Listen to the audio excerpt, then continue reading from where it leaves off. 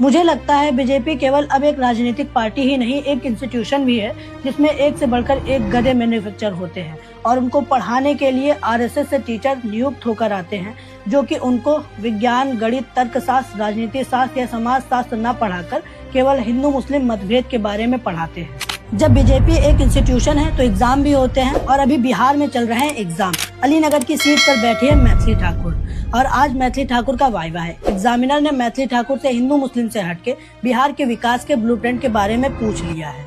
जैसा कि मैथिली ठाकुर के लिए ये एक आउट ऑफ सिलेबस सवाल है तो उनके सामने दो ऑप्शन है। पहला ये कि वो इस सवाल को स्किप ही कर दे और दूसरा ये कि कोई उल्टा सीधा जवाब दे दे। जैसा कि मैथिली ठाकुर ने अपने सीनियर्स को गोरखपुर की तुलना स्पेन से करते हुए देखा है और डांट खाते हुए भी देखा है, तो मैथिली ठाकुर ने इस सवाल को स्किप करना ही सही समझा और कहा कि कैमरे के सामने ब्लूप्रिंट कैसे दिखा दे, ये तो निजी चीज होती है ना। ब्लूप्रिंट क्या है? ब्लूप्रिंट में आपको कैमरे पे अभी कैसे बताऊं, ये तो बहुत ही निजी चीज है और मैं इस पे प्लान कर रही हूँ पूरा। ये तो पॉलिसी की बात है ना कि आप what do you have to offer. Manifesto already हर एक चीज हर एक जगह पब्लिश्ड है।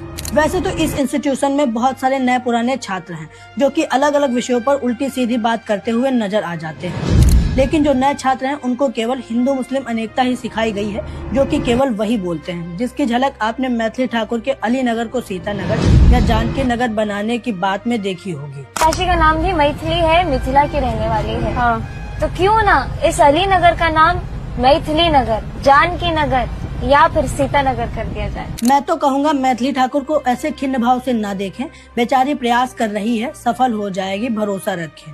ये मात्र एक ऐसा इंस्टीट्यूशन है जिसमें पुराने छात्र प्रोफेसर बन चुके हैं, लेकिन उनका भी क्या ही किया जा सकता है जब उनकी डिग्री ही फर्जी निकल गई। मुझे आशा है कि मैथिली ठाकुर भी जल्द ही प्रोफेसर बन जाएंगी और क्लास में गौमूत्र पीने से लाखों बीमारियां खत्म हो जाती हैं और गंगा जल से कोरोना खत्म हो जाता है, ऐसी बातें पढ़ाया करेंगी। हम इनसे ऐसी ही बातें एक्सपेक्ट कर सकते हैं क्योंकि इस इंस्टीट्यूशन से पढ़े किसी भी छात्र ने शिक्षा, रोजगार या अस्पताल की बात नहीं करी है, तो ये कैसे कर सकती है।